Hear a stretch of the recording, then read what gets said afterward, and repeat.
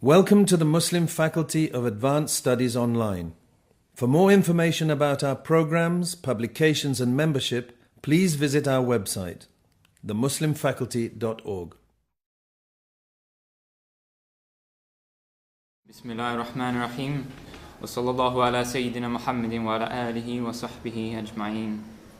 Assalamu alaikum and welcome to the History of the Muslims program at the Muslim Faculty of Advanced Studies. This is the first of 12 sessions that make up the History of the Khalifa's module.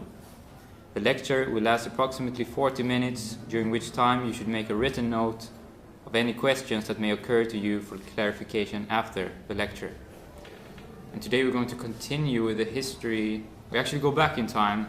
We previously looked at the Abbasid Caliphate, and we're now going to continue with the Umayyad Caliphate in al-Andalus, which was during the same time as the Abbasids in the east. Because the Umayyad lineage, and it's important for the history of Islam, did not end in year 132, when the Caliphate in Syria collapsed and was taken over by the Abbasids, who established their authority from the new capital in Baghdad. Only a few years after the Abbasid takeover and the subsequent massacre of the Umayyad family, one descendant managed to escape and secure his rule over al-Andalus. His name was Abdurrahman al-Dakhil. He was the grandson of Hisham ibn Abd al-Malik, the Umayyad Khalifa. And in year 139, he established an emirate in al-Andalus that would later transform into the Umayyad Caliphate, with its capital in Cordoba. But it was not until year 317 that the 8th Umayyad Amir of al-Andalus proclaimed himself Khalifa and instigated what appeared to be a restoration of the Umayyad authority that had been lost to the Abbasid dynasty some 200 years earlier, albeit in a new geographical and historical context. However, the historical development behind the Second Umayyad Caliphate and the claims it articulated to legitimate their authority is far more complicated. For instance, the immediate threat from the Ismaili dynasty of the Fatimids in North Africa, along with some internal conflicts and divisions, were only but a few of the factors contributing to the transition from emirate to caliphate. And the actual caliphate did not last for more than a century before disintegrating into the so-called Muluk at-Tawaif, or petty kingdoms. And it finally disappeared in year 422. But its place in history is significant for several reasons, and in this lecture we will examine how the Western Umayyads established their authority, how they claimed their caliphal legitimacy, and how they promoted their rule. And by looking at the development from emirate to caliphate, both politically and ideologically, the aim is also to shed light on other general political, religious, or socio-economic features of the Andalusian history. This will be both before and after the actual caliphate. The foundation of the caliphate will be examined by looking at various factors, including the pre-Islamic background, the demography of the Iberian Peninsula, as well as the internal and external challenges that faced the Umayyad dynasty at the time. Additionally, questions concerning the establishment of the Maliki Madhab in al-Andalus, the great scholarly and cultural development in the various sciences of Islam, the great architectural tradition, the political centralization, and other such significant trends that accompanied Western Umayyad rule will also be examined in relation to the strategies they took to establish their authority.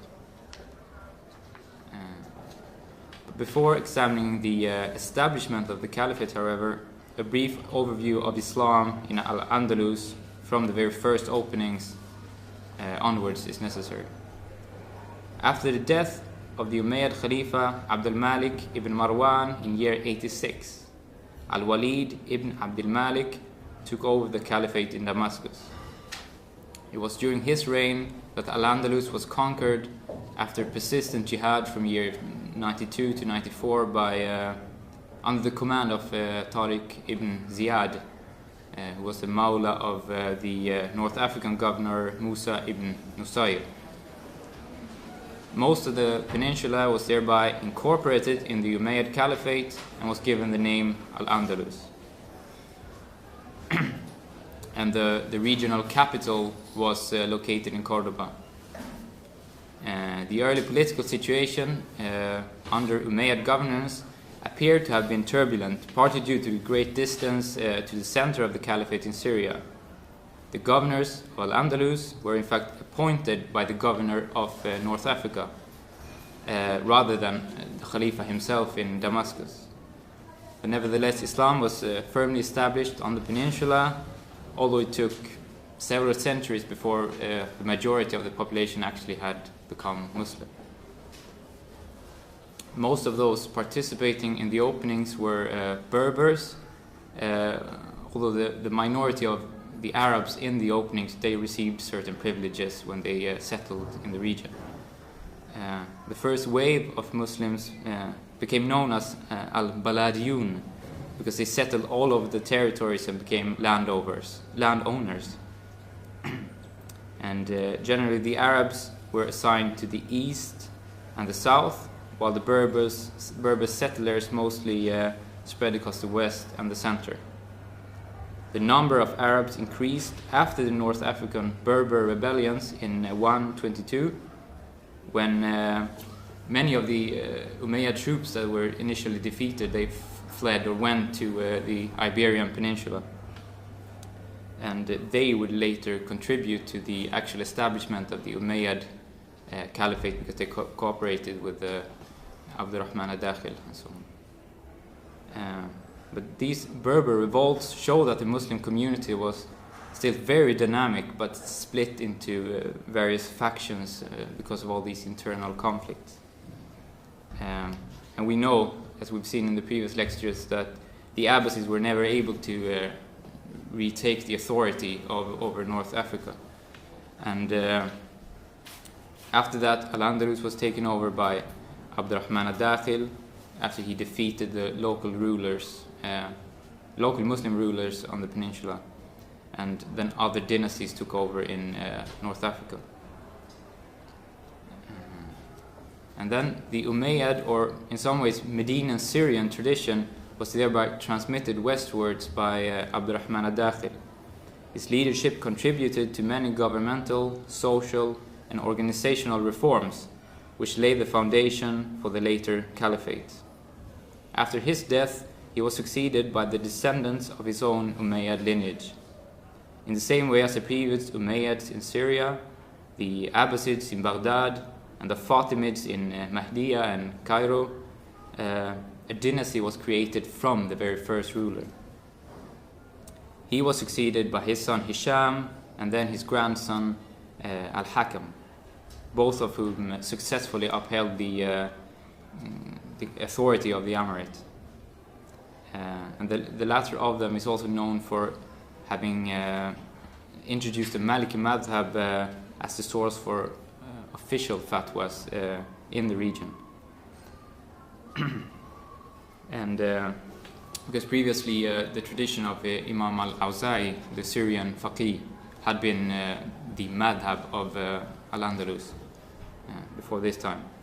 And it was during this era that Cordoba developed into one of the foremost centers of knowledge and culture in Europe and in the Islamic world, although the political authority of some of the later amirs declined in the same way as we know the Abbasid caliphs did.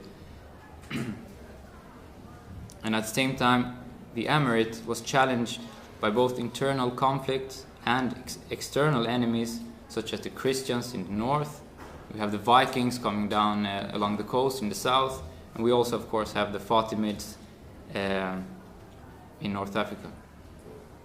And it was in relation to these internal and external challenges that the 8th Amir of Al-Andalus, whose name was also Abdurrahman, known as Abdurrahman III, and it was in relation to these challenges that he articulated the claim to caliphal legitimacy.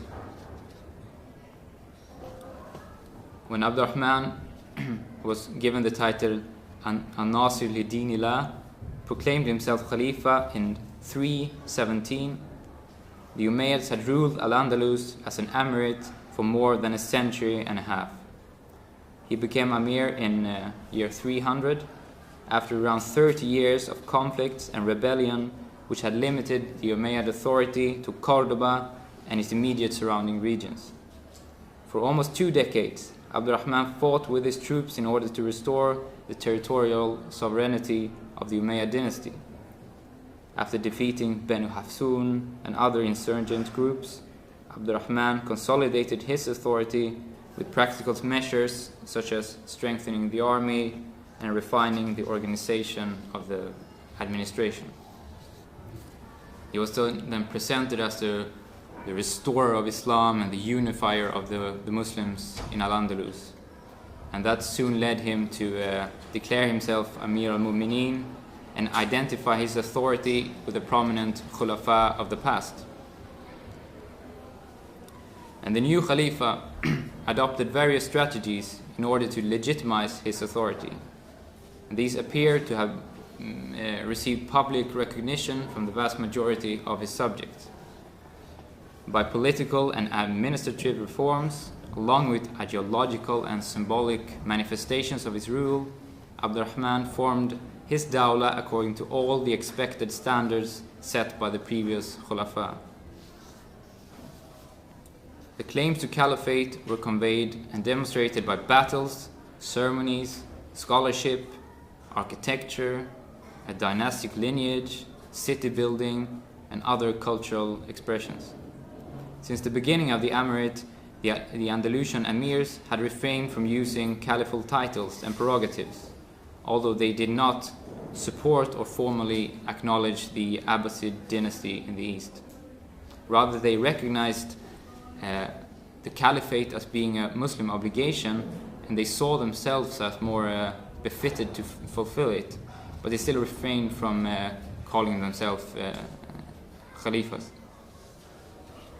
And the first issue that we're going to examine today is therefore, why did Abdurrahman step forward to proclaim himself Khalifa?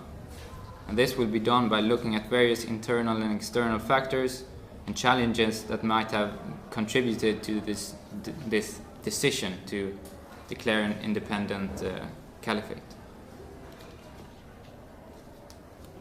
And we begin with the internal situation on the peninsula. Prior to the openings, the Hispano-Roman population of Al-Andalus had been ruled by the Visigoths for 2 centuries, and many of the people were Christians. There was also a small Jewish community that welcomed the new Muslim rulers because of the threats that they had experienced under the former rulers. After the opening, the Jews and Christians became ala-dhimmi and lived under Muslim protections with the obligation of paying the jizya. It's generally considered that it was not until the 4th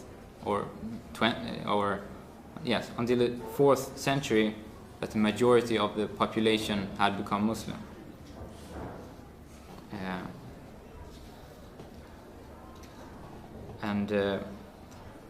You can then see that the caliphate came at a time when the Muslims were not only politically dominant, but also dominant in terms of numbers. But the Andalusian society nevertheless consisted of a variety of peoples and religions living together. And in fact, the main internal challenges came from among the Muslims themselves. With the memory of the Berber rebellions still lingering on, conflicts often arose between Arabs and Berbers because of the demographic situation and the resentment to the elite Arab culture with its economic inequalities.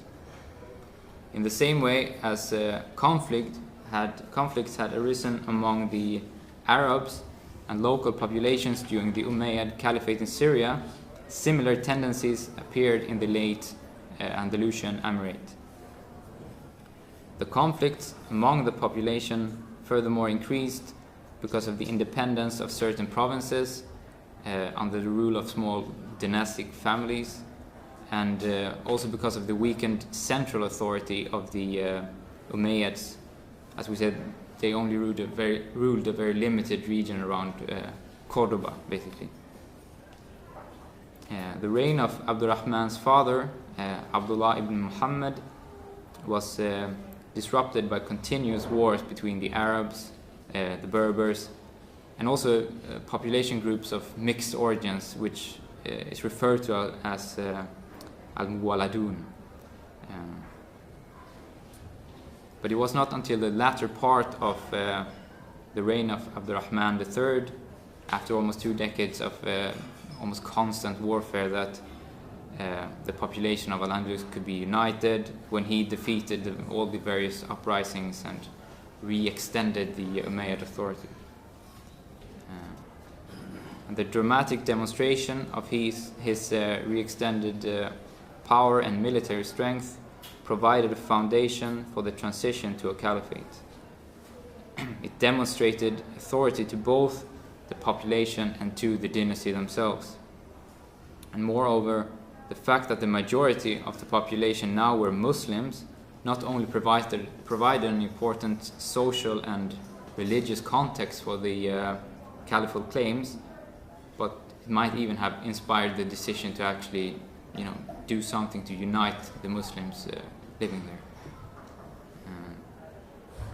And also, the decision was supported by the majority of the ulama in al-Andalus, who all gave bay'ah to the new Khalifa.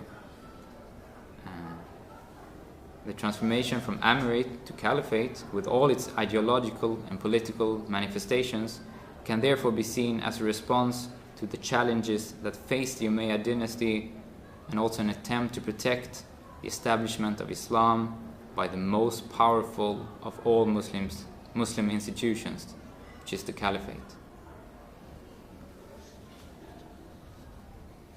But the decision not to declare a caliphate until more than 1 century and a half of Umayyad rule in al-Andalus indicates that the caliphate was not a reaction against the Abbasids in the east. However, the disintegration of the Abbasid Caliphate, along with the well-known conflicts between the Umayyads and the Abbasids, their 2 dynasties, certainly impacted on the decision to establish a caliphate, and also on the strategies that the Umayyads actually adopted.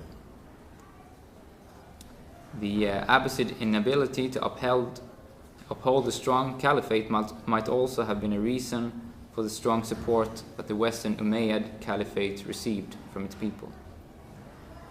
However, the main challenge and catalyst for the revival of the Caliphate in this new geographical and historical context was probably the rise of the Fatimid dynasty of North Africa from year 296 onwards.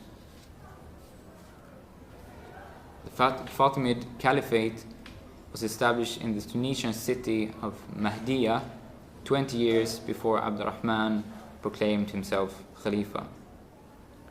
And this is around the same time as he became Amir of al-Andalus. In accordance with their Ismaili doctrine, they claimed legitimacy through descent from Ali and Fatima of the Ahl-al-Bayt. They later moved their capital from Mahdiya to Cairo, while elaborating their own system of law and belief, which spread over North Africa. And the Fatimids' military expansion over North Africa thereby constituted an immediate threat to the Emirate of al-Andalus, politically as well as ideologically. And the correlation between the rise of the Fatimid dynasty and the establishment of a caliphate in al-Andalus indicates that the challenge from the Fatimids was the primary catalyst for the caliphal proclamation. Although these universal claims to caliphate might, of course, have challenged the Abbasids in the east as well. But the Umayyads do not seem to have reacted against the Abbasids, but rather against the Fatimids in order to protect the deen and against the political and ideological expansion of the Ismaili Fatimids. The next area to examine is therefore the various strategies that were adopted in order to establish caliphal legitimacy and to counter the challenges that faced the Western Muslim community. Although the active promotion of the caliphate and its legitimacy was expressed through a variety of forms, 3 examples have been chosen here for closer examination. And these will also give a broader understanding of the history of the Western Umayyad Caliphate in general. The 3 are, the first one is the emphasis on the Medinan madhab of Imam Malik. The second is the historiographical tradition of al-Andalus. And the third is the monetary, architectural and ceremonial expressions of authority. And we begin with the madhab of Imam Malik. Although the Maliki madhab had been known in al-Andalus from the very time of Imam Malik himself, it was not recognized as the primary madhab until the 3rd Amir, al-Hakam ibn Hisham, ordered that all official fatwas should be issued according to the fiqh of Imam Malik. This was a transition from the fiqh of the great Syrian faqih Abdurrahman al-Awza'i, which previously had been the main school of the region since its opening, although the formation of distinctive madhabs as we know it today might not yet have taken place. The transition from Syrian to Medinan fiqh was, however, rather natural due to the close relationships between the 2 traditions. And this can be illustrated by Qari Iyad's words in Tartib al-Madarik, where he narrates that the Abbasid Khalifa al-Mahdi told Imam Malik, "Write a book that I will make the community adopt." Then Imam Malik said to him, "As for the people of the region, Maghrib, I have spared you it. As for Syria, al-Awza'i is there, and as for the people of Iraq, they are the people of Iraq." The main reason for the challenge to the Maliki madhab, the main reason for the change to the Maliki madhab at the time of al-Hakam was that numerous Western ulama had traveled to Medina to study with Imam Malik, and they then came back and transmitted his fiqh. And thereby, his madhab was preferred and established in the West by early scholars such as Ziyad ibn Abdurrahman, Yahya ibn Yahya al-Laythi, who both transmitted directly from Imam Malik himself. Another important reason for the adoption of the Maliki school was also al-Hakam's personal preference for Imam Malik himself, whose reputation had spread far across the regions of Islam, and particularly in the West, actually.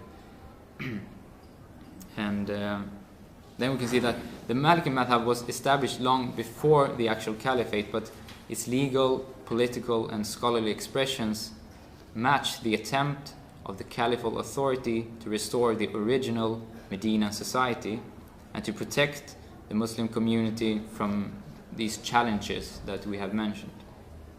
It provided a clear rejection of the Ismaili Fatimids and a unified practice of Islam that had never existed in the Abbasid Caliphate, despite some attempt from some Khulafa to impose uniformity of belief and practice, as we have seen in the previous lectures.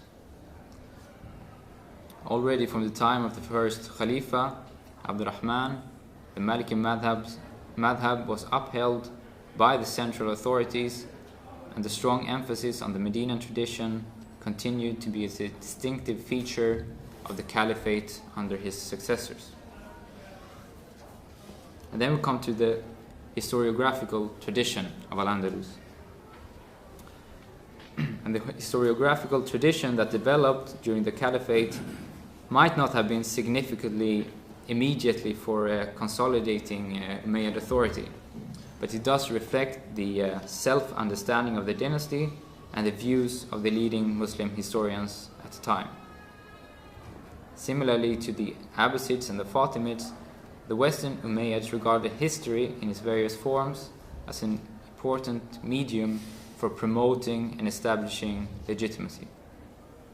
it is well known that the historical disciplines were far less prestigious than the other sciences of Islam, such as hadith, fiqh, and tafsir, and so on. And the most prominent scholars naturally turn to these core sciences of Islam. And therefore the most valuable historical transmission and understanding is often provided by the fuqaha, the muhaddithun, and the mufassirun. But in this lecture we don't only look at the historical past, but also the past as history, how people create their history and thereby promote, for example, in this case, the Umayyad authority. Because an examination of the history produced by Umayyad historians in relation to the caliphal claims of the dynasty is useful in order to understand how the Umayyads perceived their past and how they turned it into a history that legitimized their authority. Some of the historians active during the Umayyad Caliphate were Ahmed al-Razi, Isa al-Razi, Arib ibn Sa'id, and famous poet Ibn Abi Rabbih, who all worked close to the dynasty and supported their interests. But the most famous historians, however, are probably Ibn al-Qutiyya, who is known for his Tarikh Iftah al-Andalus, and Ibn Hayyan. And Ibn Hayyan lived through the collapse of the caliphate, and he strongly supported the Umayyad dynasty in the face of its disintegration. In fact, Ibn Hayyan is regarded as one of the greatest Muslim historians of all times, and his main work, the 10-volume Al-Muqtabis fi Tarikh al-Andalus, is still one of the most important sources of Muslim history in al-Andalus. It also reflects his views of the Umayyads as restorers and upholders of Muslim unity and social order, although he wrote his history from a somewhat later perspective because he lived during the Tawaif kingdoms. The historians generally affirm the Western Umayyads' claims to have restored the caliphate of their Umayyad predecessors in Damascus before the Abbasid takeover. They thereby emphasize the historical continuity and uninterrupted sequence of Umayyad rule, stretching back far beyond both the Fatimids and the Abbasids. Historians also linked the situation in al-Andalus to the early history of Islam, and they celebrated both the prominence of the Umayyad dynasty themselves and particularly the Muslims of al-Andalus. The new dynasty was presented as defenders of the integrity of Islam, according to the Quran and the early community represented by the Maliki Madhab. And this was particularly against the Fatimids, whose deviant Ismaili doctrines challenged them, and it was also a defense against the weak Abbasids and disunited Al-Andalus before the Caliphate. Jihad in order to defend and expand the lands of Islam also became an important theme, connecting the Andalusian Umayyads to their Syrian ancestors, who were particularly known for their expansion of Dar al-Islam in all directions.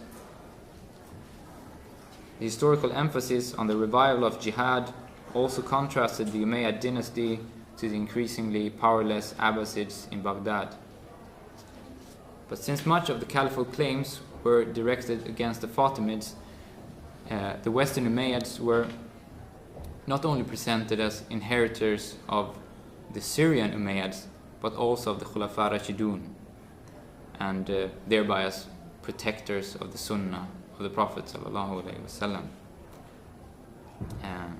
Many of these historical claims were affirmed by later historians, even after the collapse of the Second Umayyad Caliphate, and this is also a reason why the Western Umayyads have a quite different reputation than the Syrian Umayyads, as we all know. Then we come to the look at the demonstration of the authority by architecture, coinage, monuments, and various ceremonies.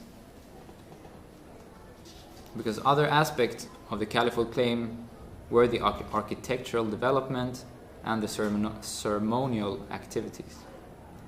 The new Khalifa promoted his authority by devoting enormous resources to architecture and other means of demonstrating his power, as well as demonstrating the unity of the Muslims in al-Andalus.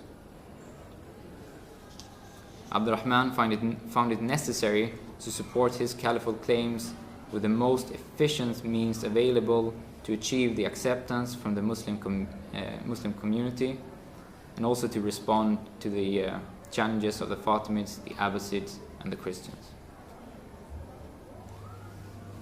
And thus the Umayyad dynasty displayed their power by spending great resources on the pomp of the court and on public ceremonies, but also on minting caliphal coins and establishing an advanced administrative organization, which reminds us about the reforms that Abdul Malik ibn Marwan did during his time as Khalifa in Syria. No gold dinars had been struck in al-Andalus since the fall of the Umayyad Caliphate in Syria. Only silver dirhams were produced during the time of the Emirate. The decision of Abdurrahman to produce coins, which was dinars and dirhams having the name and title of the Khalifa on them, it was a major demonstration of his authority. Gold dinars had always been associated with strong caliphal power since the time of Abdul Malik. And as we all know, along with the silver and copper coins that were circulating, the coins actually took the message of the Umayyad authority into the very hands of all the people living in al-Andalus. And because of the international trade, it also spread the coins and the message further beyond the borders of the caliphate. The most famous architectural achievement was the establishment of the new palace city outside the capital of Cordoba, named Medinat as-Sahra. The palace city became a statement of power and a symbol for the centralized rule of Abdurrahman, even though some historians say that he only built it as a refuge, defensive refuge after defeat in a battle against the Christians, I think north of Toledo. The construction of the city was completed during the reign of Al-Hakam, 40 years after the construction began, but Abdurrahman nevertheless held audiences in his majlis, and he used it as his caliphal center. The construction of Medinat as-Sahra has to be understood in relation to the cities built both by the Abbasids and the Fatimids. In the previous lecture we mentioned that Al-Mansur in year 145, he was the second Khalifa of Banu Abbas. He founded his residence and palace city, Medinat as-Salam, which later became the core city of Baghdad. And a century and a half after that, the first Fatimid ruler established the city of Al-Mahdiya outside Qayrawan, which remained the capital of the Fatimids until they moved to Cairo. So the establishment of Medinat as-Sahra can be seen as a response to the previous palace cities and an architectural demonstration of Umayyad authority against, again, the Abbasids and the Fatimids. From the time of Abdurrahman III onwards, public ceremonies, elaborate court protocols, and other symbolic strategies were also adopted by the Umayyad dynasty, and they were very similar to the ceremonies that took place in both the Abbasid and the Fatimid courts. And again, the Umayyad Khulafa saw the necessity of supporting their claims and responding to external rivals by adopting the strategies of their enemies for their own sake. Ceremonies, poetry, architecture, and other manifestations were regarded as necessary strategies in their politics of power. And they were used both to receive acceptance among the own population and to oppose the external rivals. And this ceremonial and architectural pomp continued during the subsequent Khalifas, but when the political and socio-economic prosperity decreased, all of this contributed to the gradual disintegration of the Western Umayyads, and a century later it actually ended and disappeared, splitting up into the Muluk Tawaif. And the caliphate slowly began to collapse in the aftermath of al-Hakam's decision to appoint his 10-year-old son Hisham as Khalifa in year 365. Because in reality, rule went to al-Mansur ibn Abi Amir, who slowly gathered enough support from immigrant Berber tribes, and among others, to maintain his political power, even though Hisham grew up. And although this succession was later restored after this temporary intervention, the decision of al-Hakam to appoint his young son as Khalifa meant that caliphal authority was transferred from the Khulafa to advisors, administrators, and other officials. And the Khalifas thereby lost more and more of their authority, became more symbolical and almost liturgical, and because they lost in reality the political and the social authority. Towards year 398, civil wars had reduced the caliphate to a marionette government that allowed the various Taifa kings to establish their independent kingdoms. The Muluk Tawaif officially replaced the Umayyad Caliphate of Cordoba in year 422, when the last Khalifa, Hisham ibn Muhammad, was deposed. However, the tradition that had originally been established, with a strong emphasis on the Maliki Madhab and its Medinan tradition, continued in al-Andalus under the supervision of many generations of prominent ulama in the various sciences of Islam. They gave al-Andalus the historical reputation of a great scholarly tradition, and of course that continued during the subsequent dynasties of al-Murabitun and al-Muwahidun, who yet again tried to unite the Muslims of al-Andalus, and managed to do so for certain periods until Granada fell into the hands of the Christians towards the end of the 9th or the 15th century. If we try to sum this up, the main questions discussed in this lecture were how the Umayyad Caliphate of al-Andalus was established, which strategies the dynasty used to articulate its authority, and what the relations were between these historical developments and other tendencies within law, scholarship, historiography, architecture, and so on. By looking at the internal and external challenges behind the decision to establish a caliphate, it has been made clear that the reasons behind the claims, first and foremost, was to protect the integrity of the deen against challenges such as the Fatimids, for example. Other catalysts were the weakened rule of the Abbasid Khulafa, the threat from the Christians in the north, and internal divisions among the Andalusian population right before the caliphate. Thus, for the Western Umayyads, there was never any question of revolution or radical political, social, or religious change. Rather, they sought to restore the unity of the Muslim community of Al-Andalus and to defend the Muslims against all of these challenges and threats.